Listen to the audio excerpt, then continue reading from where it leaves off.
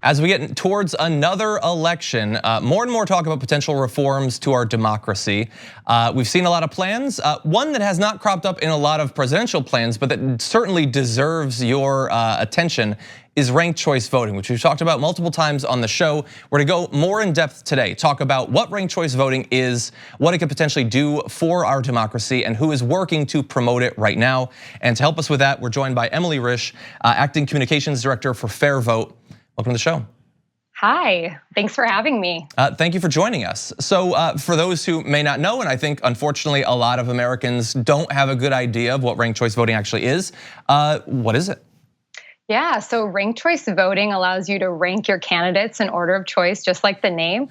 So first, second, third choice, and so on. All first choices are counted. If a candidate receives over 50% of the vote, they win, just like any other election. If no one gets over 50% of the vote, the candidate with the least amount is eliminated, and then the voters who chose that candidate will have their second choices counted. And that continues until a candidate receives over 50% of the vote. And so we have our current system, which is not ranked choice voting. What is it that ranked choice voting adds to that system that could make it appealing to people? Yeah, so it allows more candidates to compete. We're seeing with the 2020 presidential election cycle that people are saying, oh, there's a lot of candidates tossing their hats into the race. Votes become divided among like-minded candidates. It really allows candidates to choose, their top 3 or 4. There's a lot of other great things about it. It provides a candidate with over a majority of support. So a candidate that appeals to a broad base of supporters. It also, civil campaigning is a big thing that people are talking about with ranked choice voting. Right now, our elections are very, very negative, and it really encourages candidates to reach beyond their base, asking voters to be their second and third choices. So it really helps candidates to stick on topic of, talking about the issues and finding ways that they can align with other candidates on those issues. And so you gave the example of the Democratic primary, where we could certainly see the implications of how ranked choice voting would affect how that's going right now. But even outside of just one party, we have, generally it's considered a 2-party system in the US. Ranked choice voting would make it easier for third parties to, have a major impact on what's going on, right? Correct, yeah. So voters could vote for an independent as their first, maybe one of the major parties as their second and third choice, and so on. It allows you to not vote for the lesser of 2 evils.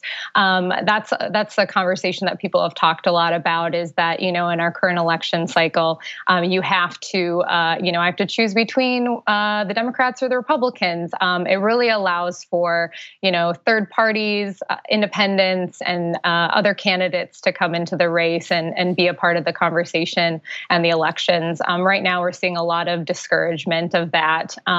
There's talk of spoilers, and ranked choice voting really solves that issue of wasted votes and spoilers. There was one other benefit that you on your website is discussed, and that is there was apparently a 2016 study that showed that ranked choice voting would increase the chance that a woman will win local elective office, and also increase the proportion of female candidates of color running and winning local elective office. Do we have any idea why exactly that is? It encourages more women and more people of color to run and win. I think it's the civil campaigning in a lot of senses why people want to, why ranked choice voting is doing so well there. It's hard to say, but we'll see as more and more cities use this. It's used in the Bay Area and a number of cities there, Minneapolis and St. Paul. We're seeing more women and more people of color elected in those cities, as well as Santa Fe, New Mexico already used it. Las Cruces will use it for the first time. Maine, obviously the state of Maine has used it. And so, yeah, a number of cities, and we're seeing more women are running and more people of color are running and getting elected in those cities. And sort of related to ranked choice voting, ranked choice polling, can you tell us about that?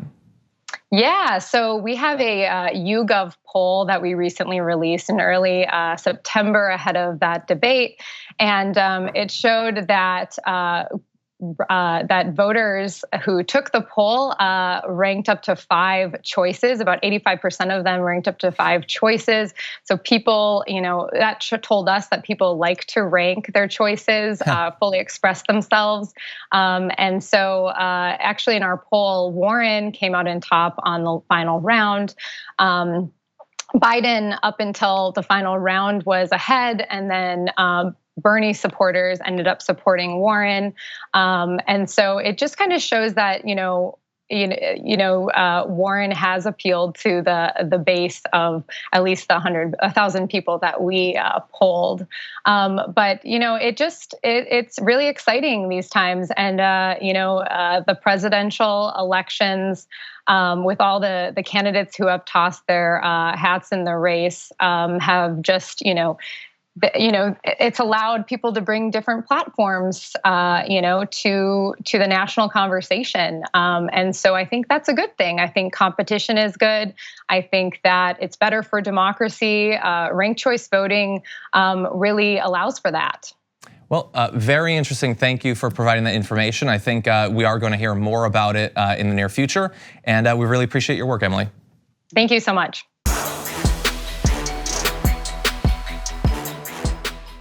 For more political news, breakdowns, interviews, stories of activism, and me trying my hardest to care about the occasional big celebrity news story, subscribe to our YouTube channel at youtube.com/The Damage Report. And you can ring the bell wherever it is so you don't miss anything.